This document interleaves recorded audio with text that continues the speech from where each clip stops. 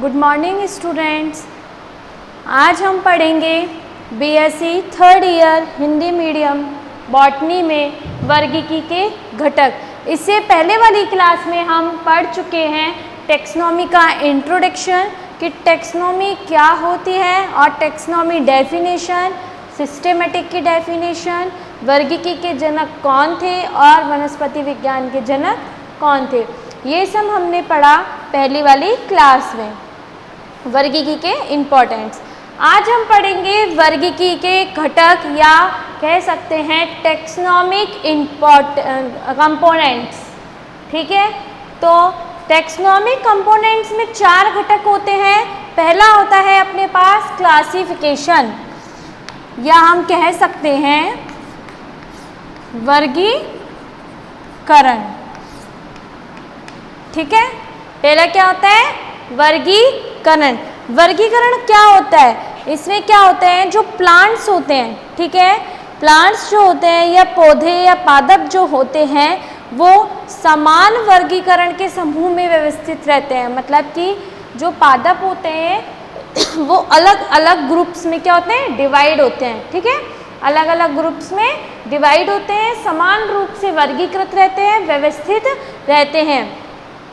और इसमें जो समूह को कैटेगरी माना गया है, इसमें जो टेक्सोनॉमी सिस्टम होता है अपना, ठीक है, टेक्सोनॉमी सिस्टम के आधार पर जो समूह होते हैं, जो ग्रुप होते हैं, उनको इसमें क्या रखा गया है कैटेगरीज में।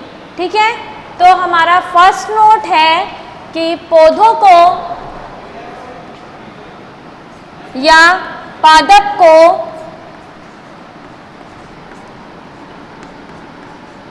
समान वर्गीकरण के आधार पर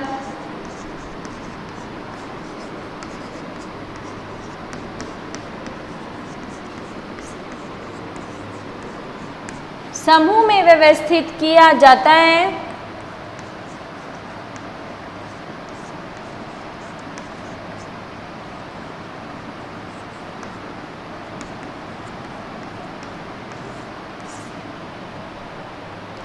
समूह में व्यवस्थित किया जाता है। ठीक है, पहला नोट।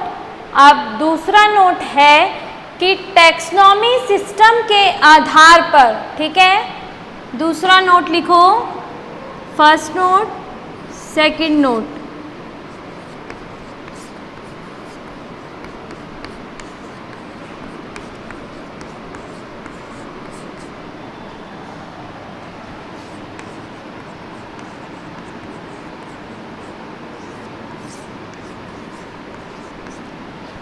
टेक्सोनॉमी सिस्टम के आधार पर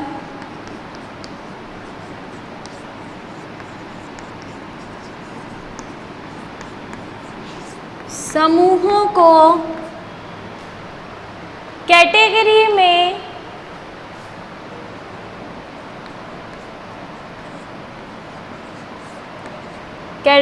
में माना गया है। माना गया है। ठीक है, ये हो गया अपना फर्स्ट घटक, क्या है वर्गीकरण। इसके बाद आता है अपने पास आइडेंटिफिकेशन। किसी पादप या जीव की हम पहचान किस रूप में करेंगे, कौन से लक्षण के अकॉर्डिंग हम उसकी पहचान करेंगे। ठीक है, तो सेकंड हमारे पास है घटक आइडेंटिफिकेशन या पहचानकरण।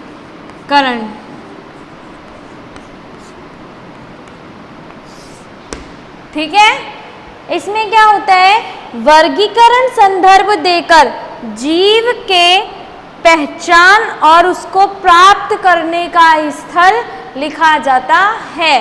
तो क्या लिखेंगे हम इसमें सिस्टम टेक्सोनॉमी सिस्टम में या वर्गीकरण में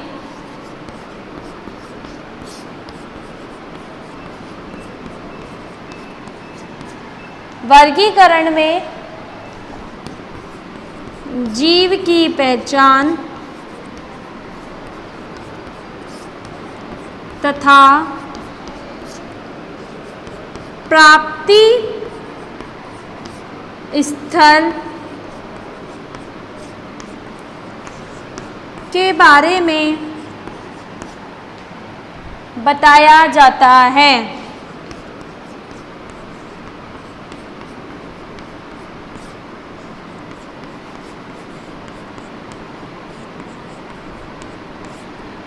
ठीक है, नेक्स्ट हमारे पास जो होता है घटक वो होता है नॉमिनकल्चर, या हम कह सकते हैं नामकरण। इस नामकरण में क्या होता है, जो जीव होता है या जो हमारे पास पादप होता है, ठीक है, हम उसका साइंटिफिक नेम देते हैं, कह सकते हैं कि हम उसका वैज्ञानिक नामकरण करते हैं। ठीक है, इसके अंदर तो हमारे पास जो तीसरा घटक है वो है नामकरण। इसमें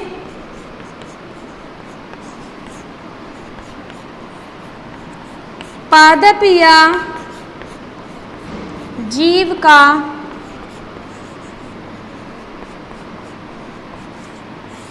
वैज्ञानिक नाम प्रदान करना है। ठीक है, ये हो गए आपके 3 घटक। कितने होते हैं ये? 4 होते हैं। अभी एक और रह रहा है, पहले ये समझ लो। पहला है क्लासिफिकेशन या वर्गीकरण। पादप को समान वर्गीकरण के आधार पर समूह में व्यवस्थित किया जाता है। समान वर्गीकरण से मतलब है जब हम किसी पादप का वर्गीकरण कर रहे हैं तो ये उन्हीं के आधार पे वर्गीकरण होगा जैसे जीवों का होता है या पादपों का होता है। ठीक है, तो समान वर्गीकरण के आधार पे किसमें वर्गीकृत किया जाता है? इसको समूह में वर्गीकृत किया जाता है।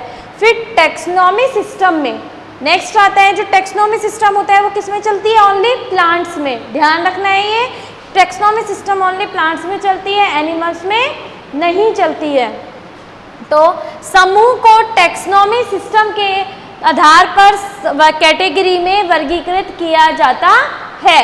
ठीक है, इसको कैटेगरीज में डिवाइड कर देते हैं। नेक्स्ट आता है पहचानकरण, या हम कह सकते हैं आइडेंटिफिकेशन।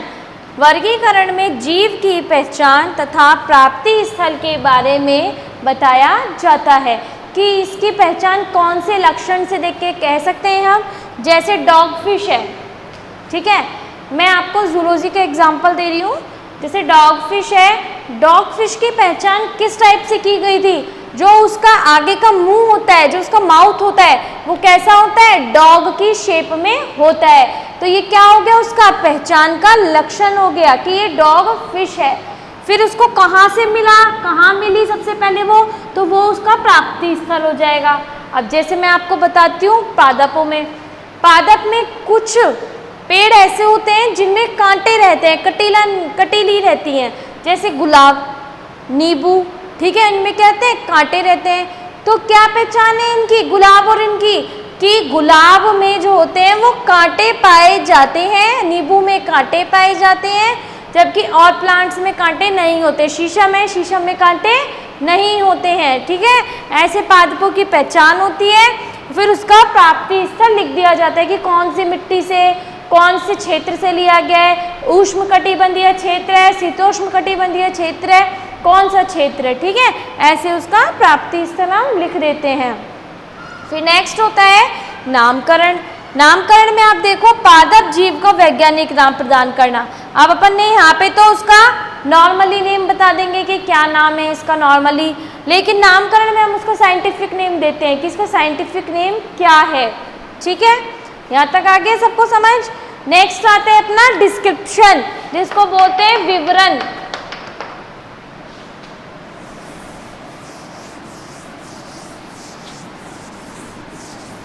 विवरण में हम किसी भी पादप या जीव का क्या करते हैं? उसकी विशेषताओं का वर्गीकरण करते हैं।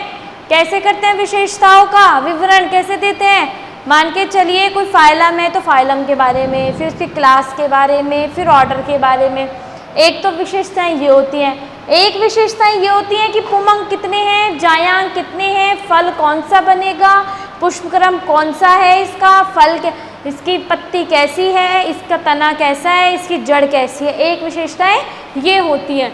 ठीक है, तो इस आधार पे हम इनको वर्गीकृत करते हैं। फोर्थ है हमारा विवरण। ठीक है, इसके अंदर हम क्या करते हैं, प्लांट की विशेषताओं को वर्णित करते हैं। पादप या जीव की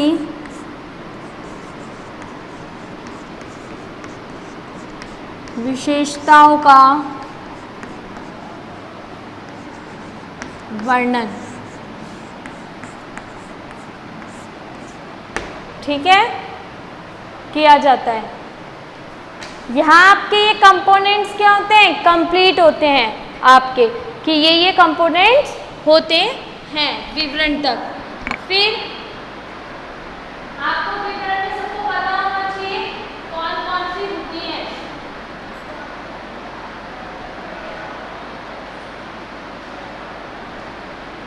नेक्स्ट आपका आता है यूनिट ऑफ क्लासिफिकेशन। हम कह सकते हैं वर्गीकरण की इकाई। ठीक है,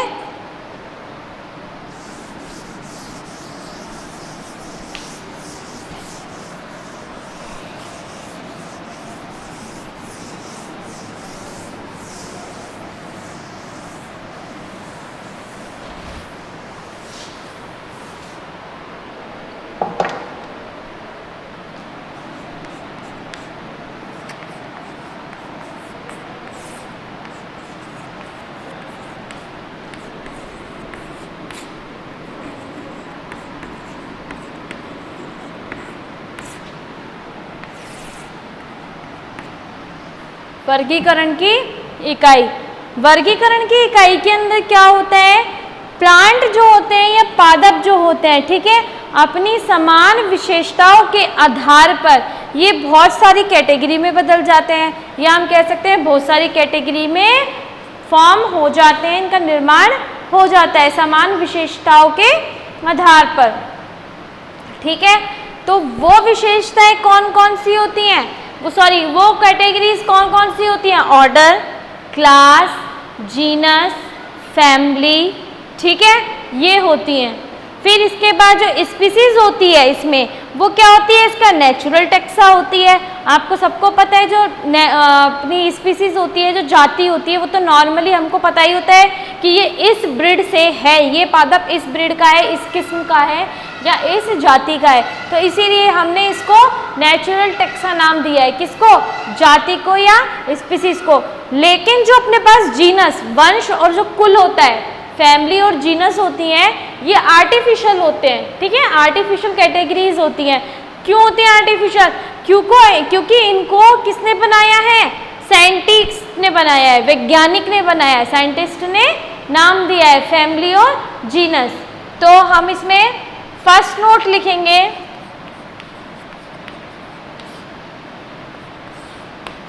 फर्स्ट नोट है इसमें हमारा पादप समान लक्षणों के आधार पर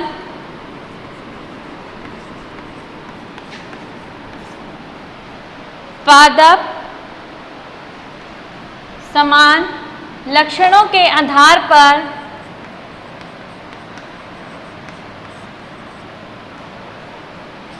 विभिन्न कैटेगरी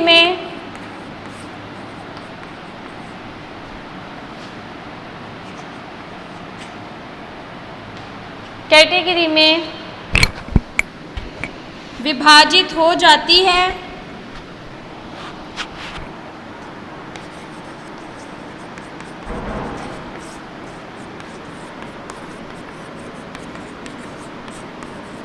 फॉर एग्जाम्पल,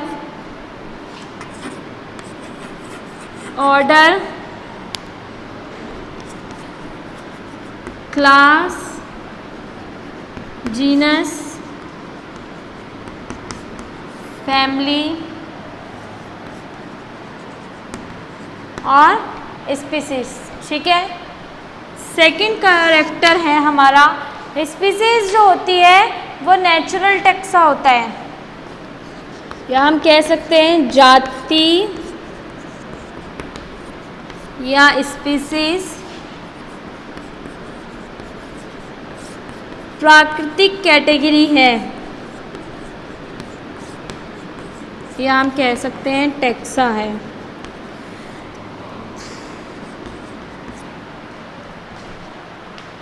लेकिन इसी में लिख लेते हैं, लेकिन फैमिली, जीनस,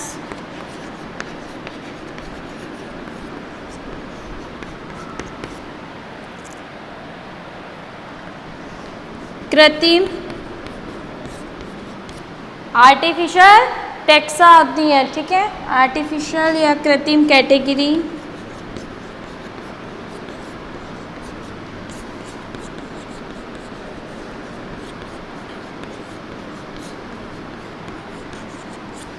ओके, यहाँ तक क्लियर है सबका? Unit of classification. तो हमारा यूनिट ऑफ क्लासिफिकेशन यहीं कंप्लीट होता है। मैं आपको ये समझा देती हूँ दोबारा। देखो, यूनिट ऑफ क्लासिफिकेशन, ये हम कह सकते हैं वर्गीकरण की इकाई।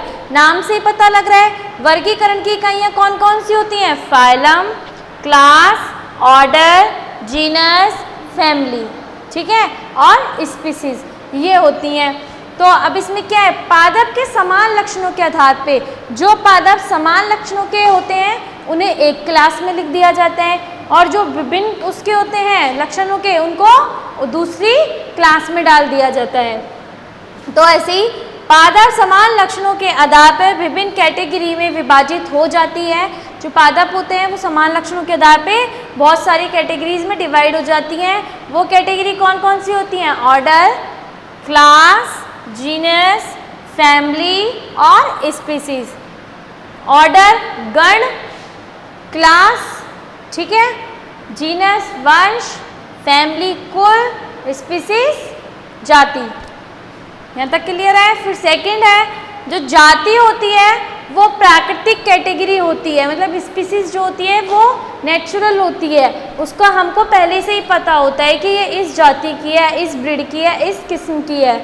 और लेकिन जो फैमिली होती है, या फिर हम कह सकते हैं जो कुल होता है, और वंश जीनस जो होता है, वो आर्टिफिशियल होते हैं, ठीक है। इसको साइंटिस्ट ने बनाया है, इसको किसने बनाया है? वैज्ञानिक ने मॉडिफाई किया है। यहाँ तक सबका क्लियर है? नेक्स्ट हमारे पास जो टॉपिक है वो है concept of genus, sorry species, जाति की अवधारणा।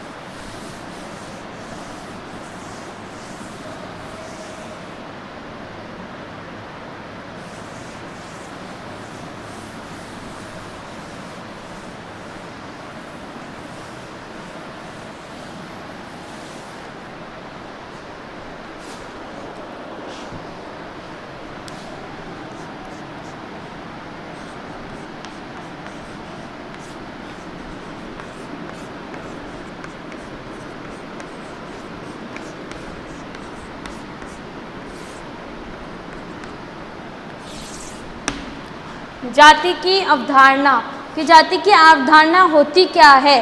तो सबसे पहले हम देंगे इसकी डेफिनेशन, ठीक है। डेफिनेशन देने के बाद हम बताएंगे स्पीसीज कितनी टाइप्स की पाई जाती हैं। तो एक group of plant which is similar in external and internal morphology, मतलब जो पादपों का समूह होता है, ठीक है। मैंने क्या बताया? एक group of plant similar in external and internal morphology. पादप समूह जो होते हैं उनकी आकारिकी और शारीरिकी जो होती है, ठीक है। मॉर्फोलॉजी आकारिकी जो होती है वो बाह्य और आंतरिक, ठीक है, बाह्य और आंतरिक आकारिकी जो होती है वो कैसी होती है, एक जैसी होती है। लेकिन ऑल प्लांट्स आर फर्टिलाइज इंट्रेंस फ्रीली रिप्रोडक्शन, लेकिन जो सभी पादप होते हैं, ठीक है, वो मुक्त रूप से क्या करते हैं, प्रजनन करते हैं। इसीलिए इन पादपों को हम जाति नाम दे सकते हैं। ठीक है, तो हमारा इसमें फर्स्ट नोट है, लिखो पादपों का समूह वह पादपों का समूह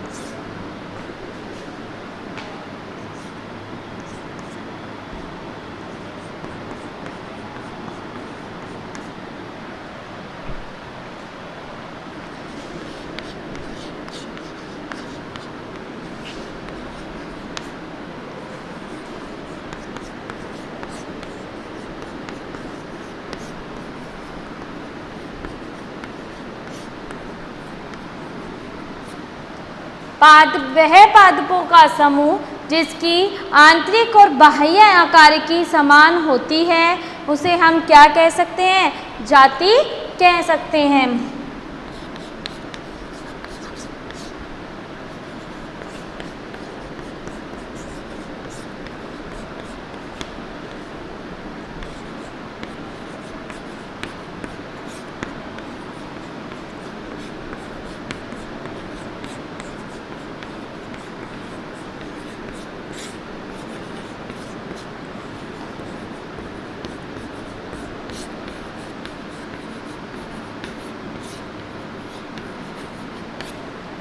पादप की जातियां जो होती हैं स्वतंत्र रूप से क्या रखती हैं, प्रजनन करने की क्षमता रखती हैं। इसी के आधार पर पादपों को 3 भागों में बांटा है। ठीक है, अब 3 भाग कौन कौन से हैं ये बताएंगे।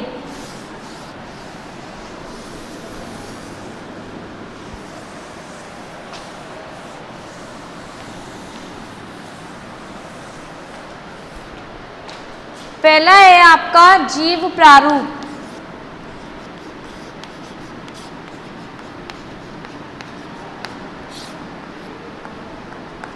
या हम कह सकते हैं बायोटाइप। इसके अंदर क्या होता है, इसमें जो आनुवांशिकी संगठन होता है, ठीक है, वो सेम होता है, एक समान होता है। किनका, पादपों का। पादपों जो फैमिलीज होती हैं, इसके जो मेंबर्स होते हैं, पादपों के जो सदस्य होते हैं, लेकिन कुछ ही ग्रुप के, ठीक है, सभी के नहीं, कुछ ही ग्रुप के जो पादपों के समूह होते हैं उसमें इनका आनुवांशिक संगठन होता है जो सेम होता है, लेकिन कुछ कैरेक्टर्स जो होते हैं वो क्या होते हैं, इसमें डिफरेंट होते हैं, भिन्न प्रकार के होते हैं। इसीलिए इसको हमने बायोटाइप नाम दिया है या जीव प्रारूप नाम दिया है।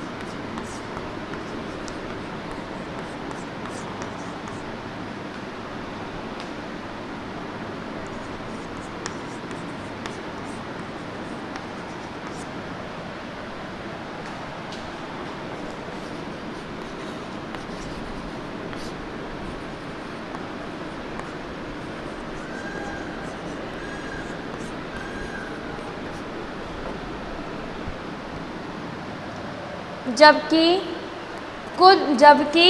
कुछ समूह की या कुछ समूह के की लिखो, कुछ समूह की विशेषताएं भिन्न होती हैं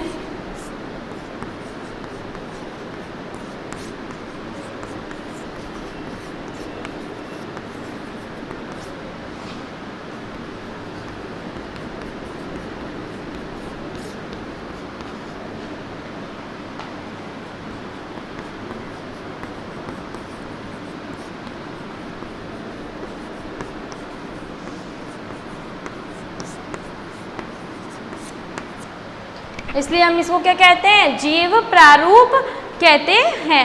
क्यों कहते हैं जीव प्रारूप?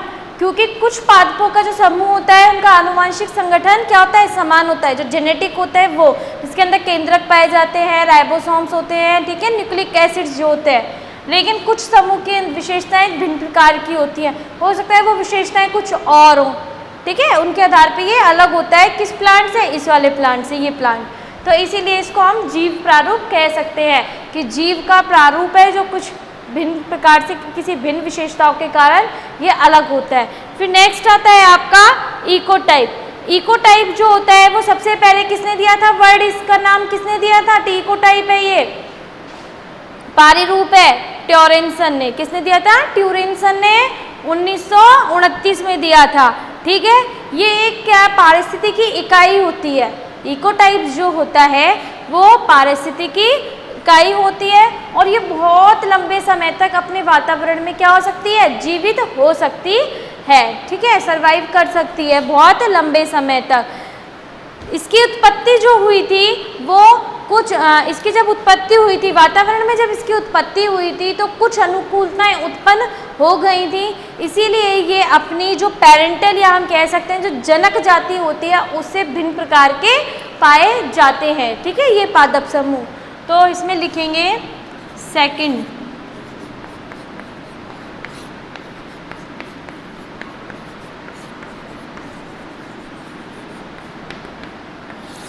या ई कार्ड, ठीक है।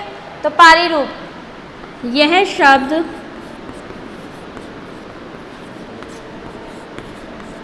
ट्यूरेंसन ने सन 1929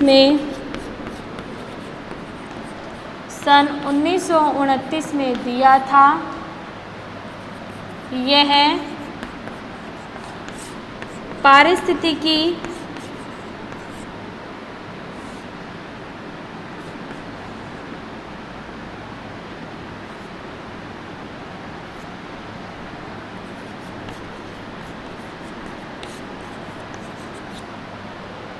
यह पारिस्थितिकी इकाई है।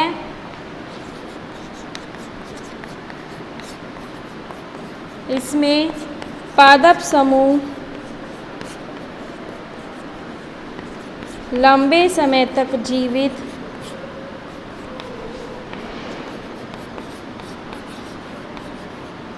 तथा इसमें क्या होता है, जो पादप समूह होते हैं वो लंबे समय तक जीवित रह सकते हैं। लंबे समय तक विभिन्न वातावरण में जीवित रह सकते हैं। डिफरेंट एटमॉस्फेयर,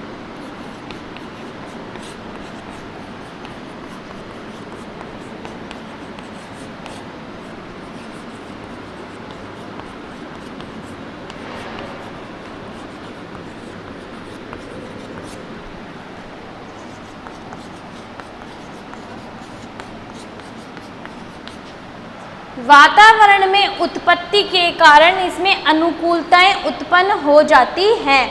वातावरण में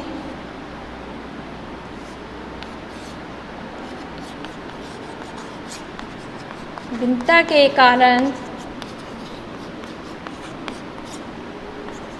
अनुकूलता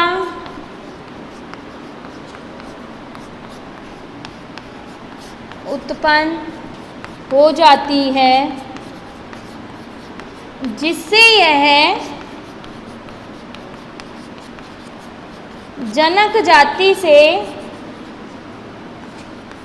या पेरेंट जाति से भिन्न होता है।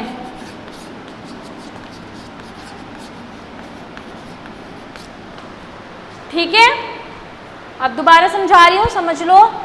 जो इकार्ड था या पारिरूप था, ये शब्द सबसे पहले ट्यूरेंसन ने 1929 में दिया था। ठीक है, ये एक पारिस्थितिकी इकाई होती है, वातावरण में जीवित रह सकते हैं। और वातावरण में विभिन्नता के कारण क्या होती है, अनुकूलता उत्पन्न हो जाती है। जो अडेप्शंस या अनुकूलताएं उत्पन्न होती हैं उसके कारण ये अपनी पेरेंट स्पीसीज या फिर हम कह सकते हैं जनक जाति, ठीक है, इससे क्या हो जाता है, ये भिन्न हो जाता है। फिर नेक्स्ट आता है आपका ई कार्ड।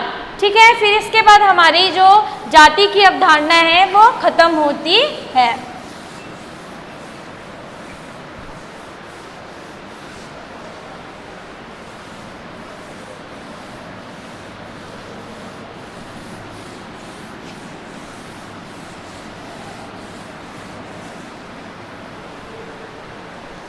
नेक्स्ट आता है, हम बोल सकते हैं इसको अनुकूलक या पारिज। ठीक है, इसमें क्या होता है, जो कुछ प्लांट्स होते हैं, ठीक है, वो जमीन के अंदर विभिन्न कंडीशंस में, ठीक है, विभिन्न शर्तों के आधार पर क्या करते हैं, ग्रो करते हैं, वृद्धि करते हैं, और कुछ जो सिम्टम्स होते हैं उनको अडेप्ट कर लेते हैं, उनको ग्रहण कर लेते हैं सिचुएशन के आधार पर। ठीक है, तो हम बोल सकते हैं कि जो कुछ प्लांट्स होते हैं वो विभिन्न कंडीशंस के आधार पर ग्रो करते हैं, और ग्रो करने के बाद वो जो उसमें डिफ्रेंशिएशंस आती हैं, उसमें जो विभिन्नताएं आती हैं, उनको क्या कर लेते हैं, वो ग्रहण कर लेते हैं, और ग्रहण करने के कारण ही उसके अकॉर्डिंग ही व्यवहार करते हैं। तो हम लिखेंगे कुछ पादप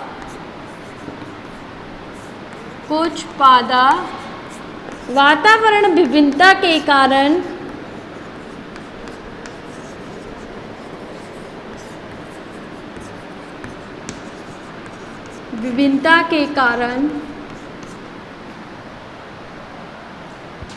वातावरण विभिन्नता के कारण प्रोड्यूस करते हैं क्या, सिम्टम्स। ठीक है, कुछ लक्षणों में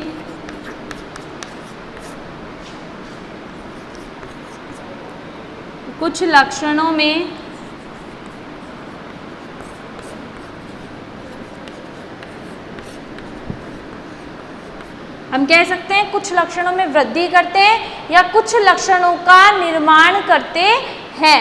ठीक है, हम ये भी इसमें लिख सकते हैं अकॉर्डिंग टू एटमॉस्फेयर डिफरेंशिएशन, वातावरण की क्या होती है, विभिन्नताएं, कुछ लक्षणों में वृद्धि करते हैं। ठीक है, ये हो गया आपका अनुकूलक या पारिज। दोबारा बता रही हूँ, कुछ पादप वातावरण विभिन्नता, जैसे ही वातावरण में विभिन्नताएं आती हैं तो वो पादपों में भी क्या होती हैं, निर्भर करती हैं, पादप भी उसके अकॉर्डिंग चेंज हो जाता है, तो उसके लक्षण चेंज हो जाते हैं, किससे, जनक जाति से, तो वो अपने लक्षणों में भी वृद्धि कर लेता है। ठीक है, ये होता है आपका अनुकूलक या पारिज। तो आज का टॉपिक हमारा यहीं ख़त्म होता है। नेक्स्ट क्लास में हम पढ़ेंगे कि कॉन्सेप्ट ऑफ जीनस, या हम कह सकते हैं वंश की अवधारणा क्या होती है, और द्विनाम पद्धति किसने दी थी। ठीक है, हम ये पढ़ेंगे नेक्स्ट क्लास में। आज के